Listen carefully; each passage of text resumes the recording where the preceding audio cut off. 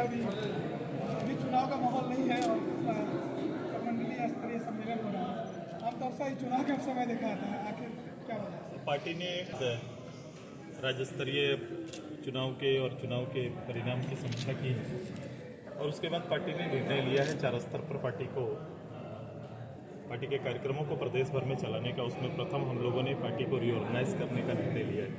मैं पार्टी का अध्यक्ष हूँ, एक कार्यकर्ता के रूप में मेरी जवाबदेही बनती है कि रीऑर्गेनाइज करने में मुझे अपने पार्टी के पदाधिकारियों के साथ बैठना पड़ेगा। और आज ये प्रमंडलीय बैठक हमारा चल रहा है, उसका आज 5वां प्रमंडलीय बैठक यहाँ पर है, जिसमें पार्टी के कुछ प्रमुख पदाधिकारियों को एक जगह बुलाया गया है कि आगे के कार्यक्रम पार्टी ने जो ग्राम संगठन को मजबूत करने का निर्णय लिया है, पार्टी ने जुआचू का पूरा प्रदेश भर के कार्यक्रम तय किए हैं। मेरे जनसंवाद कार्यक्रम मेरे होने हैं, हमारा आने वाले समय नगर इकाई का चुनाव है। ये सारे विषयों को एक साथ रख के हमारा ये भ्रमण कार्यक्रम है। हम संवाद के बीच में जाना चाहते हैं, अपने पहले पदाधिकारियों के पास, फिर जनता के बीच में हम लोग जाएंगे। ये चुनाव एक प्रक्रिया है, जिस प्रक्रिया में लोग आते हैं और उस माहौल को आप देखते हैं तो लगता है कि यही संगठन है और शायद संगठन का यही दायित्व है। राजनीतिक दायित्व केवल ये इंगित नहीं करता कि चुनावी राजनीति के लिए एक राजनीतिक दल काम करे। सवाल है कि वो विषय जो छूट जाते हैं, वो विषय जो चुनाव में उठ नहीं पाते हैं, ये लोगों के बीच उस जनचौपाल में बैठकर ही उठाया जा सकता है। तो आज के दिन प्रबंधन की राजनीति में लोगों के विषय छूटते जा रहे हैं और एक अलग तरीके का प्रबंधन हो जाता है, जो विषय शायद लोगों के जनमानस में 5 साल तक ना होता हो, लेकिन अचानक चुनाव में वो मूल एजेंडा बन जाता है और उसी एजेंडे पे पूरा चुनाव पार हो जाता है।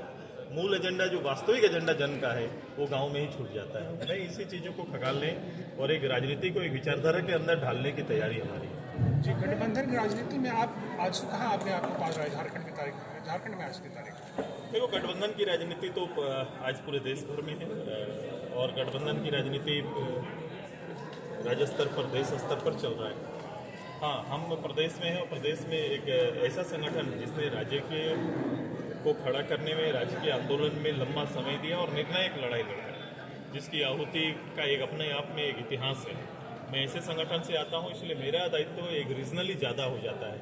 इसलिए रीजनली सब्जेक्ट को कभी कभी हम लोग राजनीतिक बंधन के अंदर में ये पीछे छूट जाते हैं या फिर जितना बल देना चाहिए उस पर वो नहीं हो पाता है, जो हम लोग महसूस करते हैं।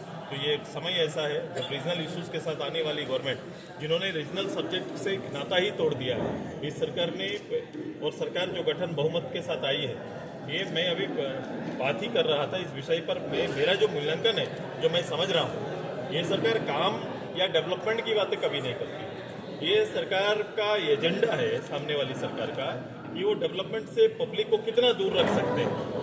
वो एजेंडा में वो सफल होते हैं तो उनका जीत निश्चित होता है। वो कभी नहीं चाहते कि यहाँ के लोगों में उभार आए, यहाँ के लोगों को अच्छी शिक्षा मिले, अच्छे स्वास्थ्य की सुविधा मिले, ये पूरा संथाल डेवलप करे। ये उनकी प्राथमिकता में कभी नहीं होगा। अगर ये कर देंगे तो वो राजनीति से बेदखल हो जाएंगे। ये उनका सूत्र है कि इससे वो नहीं जुड़े, इससे कनेक्ट ना हो पाए, उसकी तैयारी उस दल में होगी। आपने कहा कि समीक्षा के उपरांत सुदेश नातो जिंदाबाद की भी समीक्षा की होगी, कहाँ चूक हो गई है?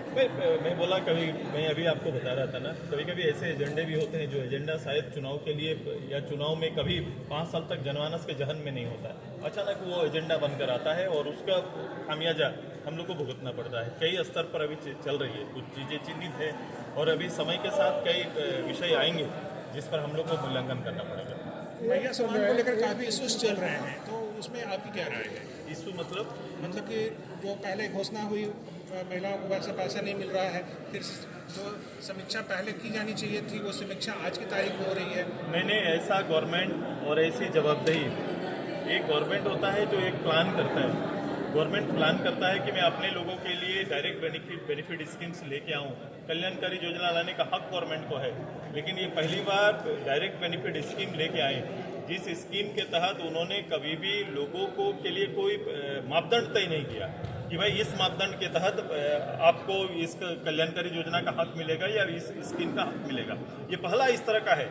उन्होंने पहले ऐसा ड्राइव किया कि सभी महिलाओं को मिलने वाला ये लाभ होगा और सभी महिलाओं को जाएगा। अब देखो, पहले योजना छोड़ते हैं और योजना छोड़ने के बाद अब 19 लाख महिला, लगभग 19 लाख से ज्यादा महिलाओं को उससे वंचित रखने की तैयारी सरकार कर रही है। क्या बोलकर कि हम लोग मापदंड तय कर रहे हैं, तो एक अपराध हो गया। ये सुनियोजित सरकारी संसाधन का दुरुपयोग चुनाव में माना जाएगा और हम लोग इसको बहुत गंभीरता से ले रहे हैं और इस इशू को हम लोग बड़ा करेंगे। तो रोजगार का इशू भी झारखंड में बड़ा इशू है। रोजगार इस सरकार का 5 साल पार हो गया साहब, 25 लाख रोजगार बोल के अगले बार लोगों को रोजगार का झांसा दे के खत्म की, इधर मैया योजना प्रारंभ हो चुका ये इशू पहले भी रहा है, रोजगार का बड़ा इशू रहा है। अभी रोजगार- सुप्रीम कोर्ट का जजमेंट आया जेटेड से जुड़ा हुआ, वो भी अभी मतलब कि उसमें अंगिका का इशू आ रहा है, इस कारण से टल रहा है। तो नहीं, रोज एग्जाम के तरीकों पर प्रश्न उठ रहा है। रोजगार एक बड़ा मुद्दा है, रोजगार एक बड़ा विषय है जिसके समाधान के लिए सरकार के पास कोई प्लान नहीं है, जीरो प्लान है। केवल सरकार की रिक्तियों को रोजगार दिखाकर, उसी का सपना दिखाकर इतने लाखों लोगों को कहीं ना कहीं बैठा के रख दिए हैं और ये एक आने वाले समय में एक बहुत घातक परिणाम होने वाला है। अब यूथ का लीडरशिप करते हैं, आपसे लोगों की ज्यादा अपेक्षा थी। मैं इसीलिए प्लान पे मैं अपने यूथ के साथ इसी बात को लेकर बैठूंगा कि झांसे से बचने के लिए आपको खुद को देखना पड़ेगा और सरकार को और सरकार के कार्यकलाप को आपको समझना पड़ेगा। आप अगर नहीं समझेंगे तो ऐसे लोग हमेशा बरगलाते रहेंगे। झारखंड में आजसू के विकल्प के रूप में एक नई टीम आई JKLM की, उसको आप किस रूप में देखते हैं? पार्टियां बनेंगी, पार्टियां आएंगी। भारत में जब शुरुआत हुआ तो पार्टियां बड़ा सीमित थी, उसकी संख्या भी बड़ा सीमित थी। आज देखो ना 400 पार्टी भारत के अंदर में बनी हुई और रन कर रहे हैं। तो पार्टियां आएंगी, मुद्दों के साथ आएंगे और कई पार्टियां शिथिल भी हो जाती है समय के साथ। लगातार प्रयास किए हैं, लेकिन जिस प्रकार से इस बार CGL को लेकर और JPSC को लेकर धांधली हुई है सर, इस पर आजसू पार्टी आपको हर जगह पर मिलेगा ये चीजें, जितने भी आगे आएंगी, क्योंकि गवर्नमेंट का सुनियोजित प्रायोजित है, वो नहीं चाहती कोई परीक्षा ठीक से हो जाए और उसको नौकरी देना पड़े। सर, आप संथाल परिवार के विकास के मामले को लेकर के ये कह रहे थे, कुछ लोग कह रहे हैं कि संथाल परिवार अलग राज्य बनाया जाए, इस पर आपका और आपके पार्टी का क्या?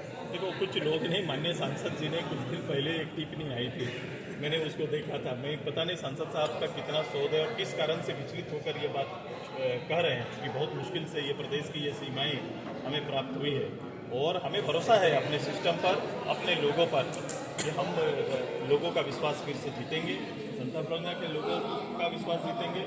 उनका जो दर्द है या जो चिंताएं हैं, निश्चित रूप से हम लोग को इसमें चिंता पर जब तक 1 to 1 उनसे बात करेंगे तब जाके मुझे इस बात का उनका क्या दूरगामी सोच है मुझे समझ में आएगा। कहीं ना कहीं आप भी उस बयान से असहज हैं। मैं थोड़ी देर के लिए तो कोई भी प्रदेश के अंदर में होगा, मैं अभी प्रदेश 22 साल पहले लेके आया, फिर प्रदेश के अंदर कोई प्रदेश की कल्पना अगर ढूंढी जा रही है या चर्चा चल रही है तो माननीय सांसद साहब से मैं बात अच्छा, दूसरा वो बराबर संसद में खाते पार्टियां को लेकर ये सच है, ये सच है।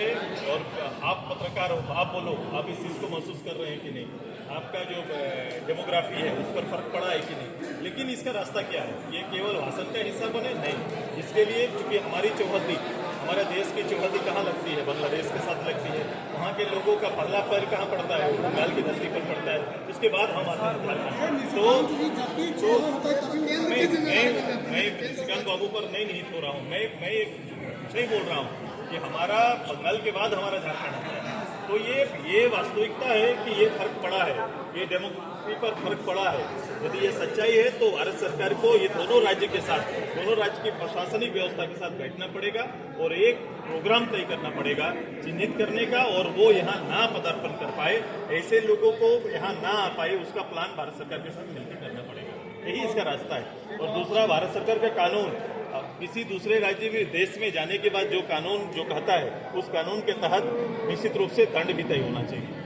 एक और सवाल है, आप काफी लंबे समय के बाद